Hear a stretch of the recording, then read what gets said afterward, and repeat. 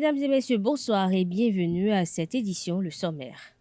Les deux remplaçants des membres démissionnaires du Conseil électoral seront officiellement installés le mercredi 22 septembre prochain. Il est question de François Abiola et d'une femme dont l'identité n'est pas encore révélée. L'inscription au fonds de soutien aux entreprises impactées par la pandémie de coronavirus est prolongée au 1er octobre 2021, une décision du gouvernement. Plusieurs autorités politico-administratives et sécuritaires ont assisté ce jeudi 16 septembre à la réouverture de l'agence de la Poste au Bénin 6 à Zobodomé, une cérémonie présidée par la directrice générale Judith Glidia. Le point dans cette édition.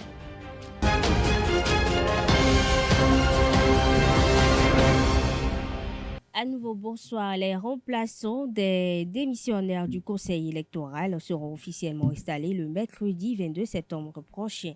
Il s'agit de François Abiola, remplaçant du membre démissionnaire Boukari Adam Soulé. L'autre remplaçant est une femme nommée par le président de la République, Patrice Talon. Elle remplace Adolphe Kofi Djima. Ces deux remplaçants prêteront serment à travers une cérémonie qui se tiendra à Seme City en présence des autres membres du dit conseil et en présence du chef de l'État. À noter que le conseil électoral est composé de 5 membres dont Saka Lafia, Sani Gounou et Luc Aurélien Assigna.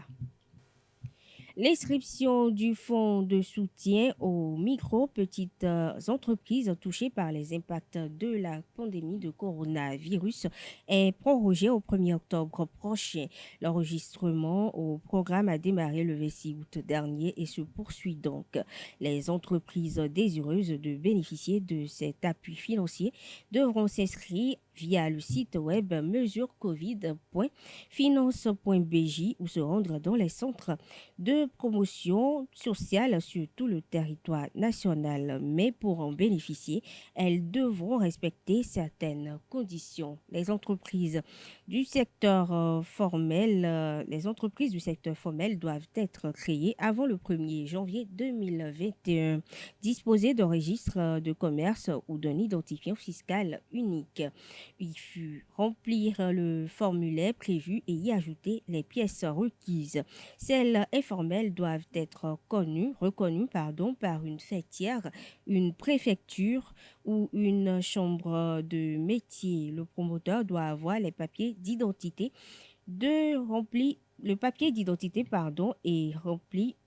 et remplir un formulaire assigné à des personnes de référence qui ne sont pas des avaliseurs mais qui attesteront de l'existence effective de l'entreprise. Une nouvelle loi de proposition du mandat unique saisi par la coalition des jeunes patriotes CJP devra être examiné par le Parlement national.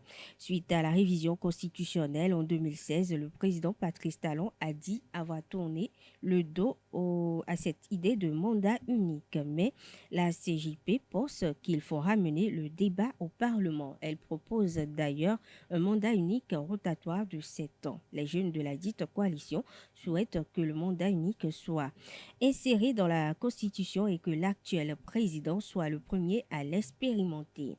La suite à donner à cette doléance du CJP, il faut le préciser, va dépendre du rapport de la Commission des lois de l'administration et des droits de l'homme. Elle est attendue sur la question très prochainement. La Poste du Bénin SA se rapproche de la communauté à la base conformément à sa nouvelle vision. La directrice générale Judith Glidia a procédé hier jeudi 16 septembre à la réouverture de l'agence de Zobodomé en présence des autorités politico-administratives et sécuritaires. La cérémonie s'est tenue dans le respect des gestes barrières contre le coronavirus et dans la sobriété. Reportage signé Larios Adiaguino. La Poste du Bénin SA de nouveau dans la commune de Zobodomé. La directrice générale, professeure Judith Glidia Tiakpe, remet en service le bureau de l'arrondissement central plusieurs années après sa fermeture.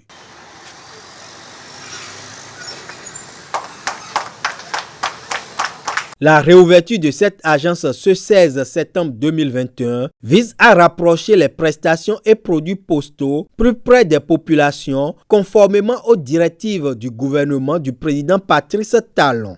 C'est le chef de l'État qui l'a voulu. Il veut que la poste se trouve dans toutes les communes, dans tous les arrondissements si possible de notre pays. Et si vous l'avez bien suivi le 25 mai passé, il a pris la décision que nous puissions créer la banque postale. Donc, bientôt, ça va devenir une banque, un peu comme on a les agences des banques que nous voyons. Et ça va permettre à nos mamans, à nos papas, à nos frères et sœurs de pouvoir exercer leurs différentes activités financières, mais également postales, plus facilement. Composé de 2 guichets, l'inauguration des nouveaux locaux est le dénouement d'un long processus de récupération du domaine de la Poste du Bénin grâce au concours des autorités communales. L'événement qui nous réunit aujourd'hui est d'importance capitale parce qu'entre-temps, comme la nature aurait du vide, on avait cédé les locaux aux forestiers qui l'occupaient. On a fait de la pierre plusieurs coups pour libérer les locaux et on les a encore remis à la disposition de la Poste du Bénin.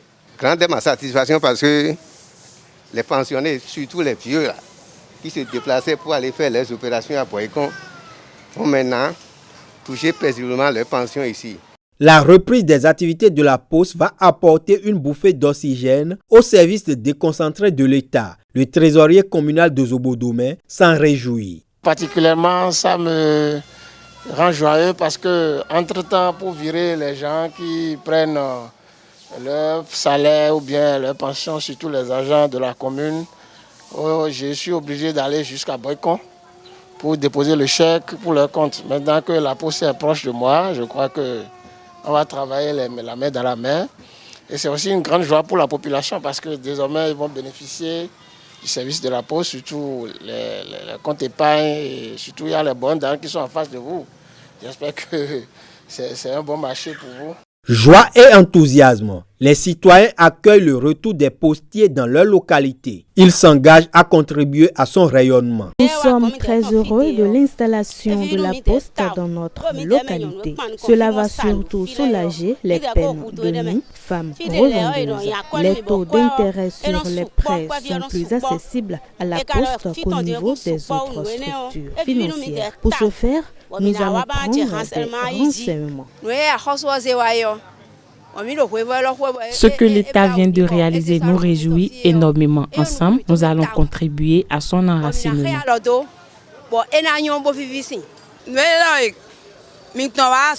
Avec l'ouverture du bureau de la Poste à Zobodomé, nous pouvons souffler un peu. Cela montre également que le gouvernement nous porte dans ses projets. Nous vous remercions. L'agence va prospérer. Le bureau de poste de Zobodomé est la deuxième agence ouverte au cours de cette année 2021 après celle de Wenfi. Face à un environnement de plus en plus concurrentiel, les postes béninois ont adapté leurs offres aux besoins des populations. La directrice générale, professeure Judith Glidja, a étalé la panoplie des produits et autres prestations de la Poste du Bénin. Nous faisons les courriers de tout genre. Donc normalement, l'administration, à tout point de vue à Zobodomé aujourd'hui, doit pouvoir faire passer par nous pour que les courriers aillent dans n'importe quelle autre contrée du Bénin. Nous faisons les courriers aussi bien ordinaires qu'express. Nous transportons aussi les colis. Nous avons Poste Voyage que vous connaissez, donc ça permet de rallier le sud au nord. Et nous allons développer encore mieux cette activité pour toutes les autres zones du pays. Nous faisons beaucoup d'activités financières, le transfert d'argent. Nous faisons l'épargne, la caisse d'épargne, la caisse nationale d'épargne que tout le monde connaît depuis nos aïeuls, parce que la Poste existe depuis 1890. Il y a le centre des chèques postaux, où on a les comptes courants avec les salariés, dont le receveur parlait tantôt. Et donc, il y a aussi les tontines. Il y a plusieurs formes de tontines. Il y a la tontine que vous pouvez faire individuellement, ouvrir un compte et puis déposer votre argent. Et puis après, à la fin de l'année, vous venez prendre avec intérêt. Mais nous avons initié dernièrement une tontine électronique qu'on appelle Zedaga, qui est exactement ce que font nos frères à moto là, et qui collectent chez nos mamans, parce qu'on a vu que beaucoup d'entre eux s'enfuient avec l'argent de nos parents, et la Poste est le bras armé de l'État pour pouvoir régler ces problèmes-là. Donc nous avons ça maintenant, et on peut aider nos mamans à faire leur tontine facilement, et à la fin du mois, elles vont reprendre ce qu'elles ont cotisé.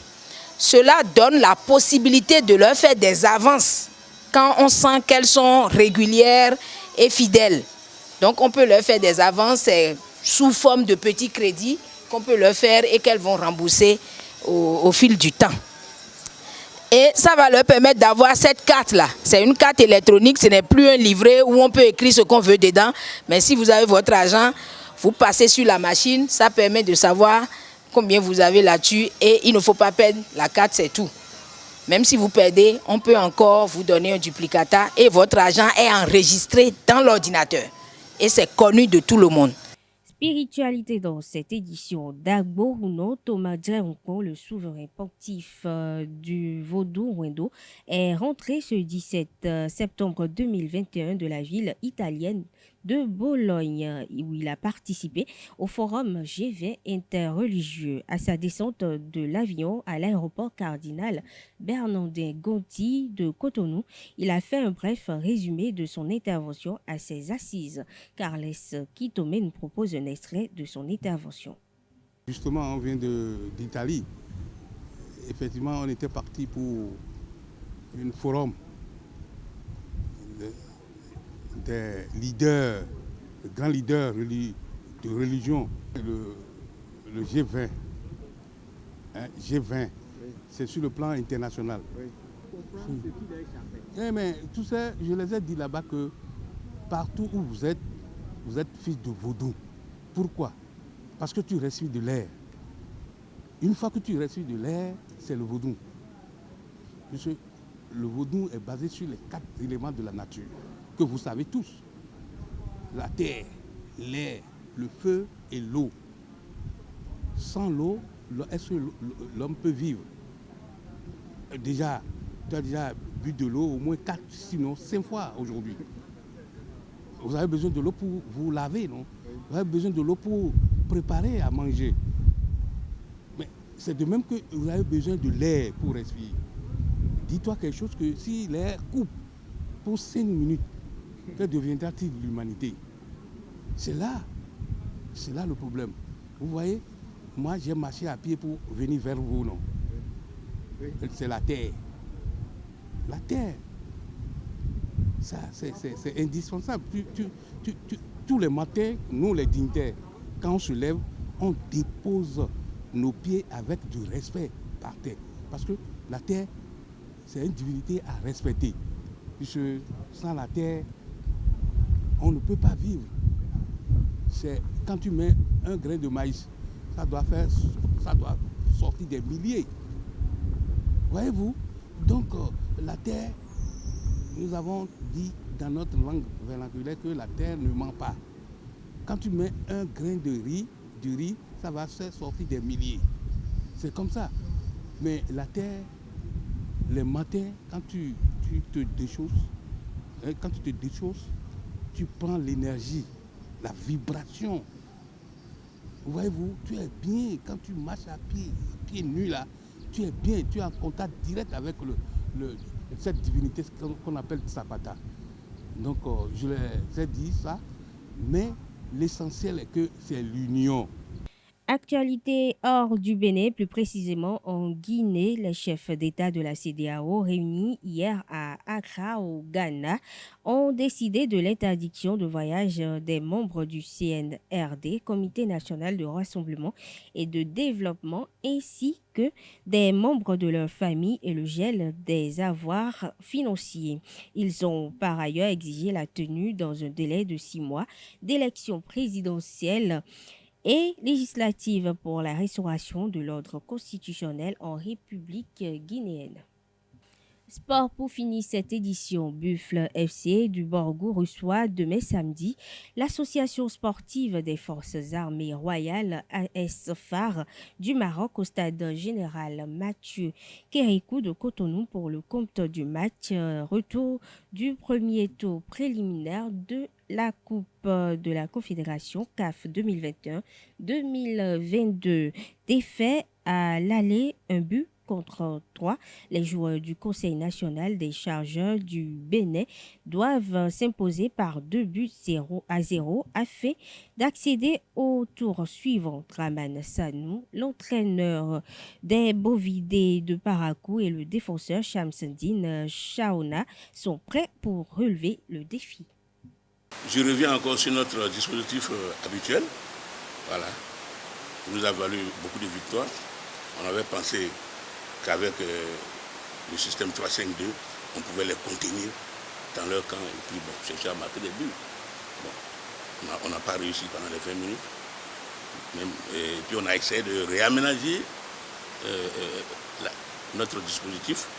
Après 25 minutes, on a réaménagé. On a essayé de les repousser sur leur camp, mais on n'a pas réussi. Donc ce qui nous a valu 2 bons buts que nous avons encaissés. Mais je pense que demain, on fera coûte que coûte. On a mis tout ce qu'il faut pour remporter ce match. Parce qu'on ne connaissait pas l'adversaire. On ne connaissait pas leur terrain vaste. Bon, ici, nous, on a notre terrain. On est habitué à ce terrain. Et puis, on a notre climat. Voilà. Et puis, bon, je pense que quand l'adversaire vient comme ça, chez l'adversaire, c'est pas facile. Mais je vous jure que ce ne sera pas facile pour eux. On est prêt. On est prêt pour les attaquer. Ah oui, parce qu'on les connaît déjà, on sait comment ils jouent, on connaît quelques individualités, on sait comment ils reculent, tout. Je peux pas, c'est trop long, mais on a pris l'essentiel. On a pris l'essentiel pour pouvoir bien aborder ce match. Ce que le coach a dit, c'est vrai, et on se prépare énormément pour le match retour. Et j'ai confiance à mes coéquipiers et à moi-même aussi, que demain, c'est pas seulement de remporter le match, mais c'est de se qualifier. C'est ça le plus important. On est en tout cas motivé, notre mental est pro. Et que le match, je peux dire que demain, j'ai confiance à mes coéquipiers. On va remporter le match par 3-0 et se qualifier en plus.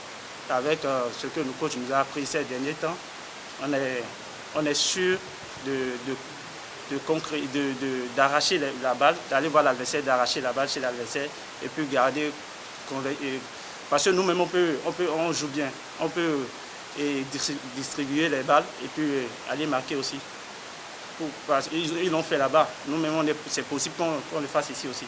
En face de l'entraîneur de l'AS Phare, Sven Ludwig van den Broek estime que le match sera difficile pour ses poulains en raison de certaines contingences. Cependant, il compte mettre tout en œuvre afin de valider son ticket pour le second tour préliminaire. Je vois beaucoup de caméras. C'est dommage que vous ne serez pas là demain à cause de Corona. J'espère que c'est la seule raison et pas une raison de cacher les erreurs de certains éléments sur le terrain. Et je parle des officiels, donc j'espère que ça sera un match correct de tous les côtés. À quoi s'attendre? Dans le foot, rien n'est sûr, ni pour gagner, ni pour perdre. Donc il y a beaucoup de choses qui peuvent se passer. C'est vrai que le premier match était dans notre faveur, mais c'était chez nous. Pour mon groupe, c'est la première fois que les joueurs ils sortent pour un match CAF. Donc c'est pour eux une nouvelle expérience. On a aussi eu le match de championnat il y a 3 jours. Donc on a un match de plus que le Buffle. Donc on doit gérer toutes les circonstances. Et je pense que pour demain, ils étaient très malins de mettre le match à 14h pour la chaleur. Donc ça sera pour nous un match difficile. Sortir du pays en Afrique noire, ce sont toujours des matchs difficiles. Donc je m'attends à un adversaire qui veut récupérer les 2 buts d'écart.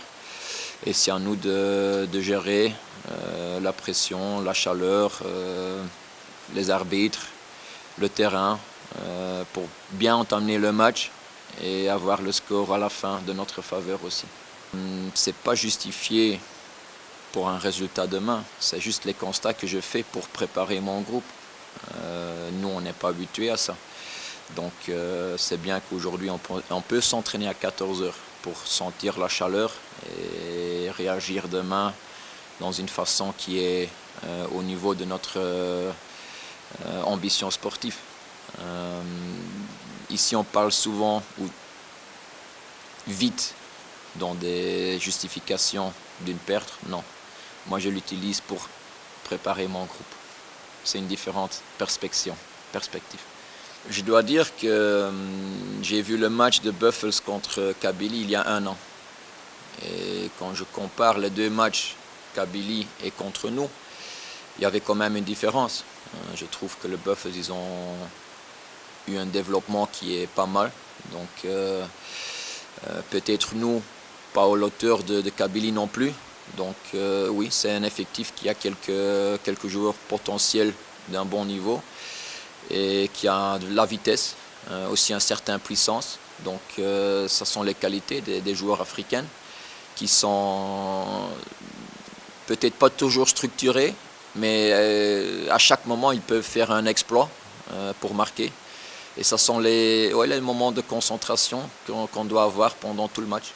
Mesdames et messieurs, c'est tout pour cette édition. Merci de l'avoir suivi. Bonne soirée et bon week-end à toutes et à tous.